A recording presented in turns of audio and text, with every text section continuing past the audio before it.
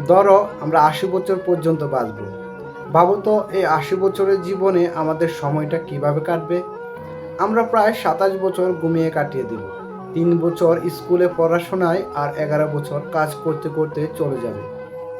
৫ বছর আমরা কাটাবো যানজটে বা অফিসে যেতে আসতে, ৬ বছর শুধু খাওয়া আর রান্নায়, ২ বছর ব্যক্তিগত যত্ন আর ঘরের কাজ করতে করতে চলে যাবে, ৪ বছর চলে যাবে বাজার করা বা অন্যান্য ছোটোখাটো কাজ সামলাতে, ১ বছর আমরা অসুস্থ থাকবো আর ১ বছর শুধু টয়লেটে বসেই কেটে যাবে।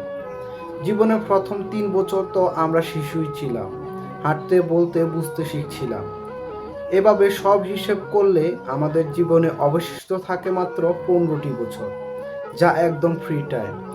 ভাবো তো, ৮০ বছরের জীবনে নিজের মতো করে বাঁচার সময় মাত্র ১৫ বছর। তাহলে প্রশ্ন হলো, এই ১৫ বছর তুমি কিভাবে কাটাতে চাও? অন্যের ইচ্ছায় নাকি নিজের স্বপ্ন পূরণে? সময় আসল সম্পদ, তাই নিজের মতো করে বাঁচো যতদিন সময় আছে।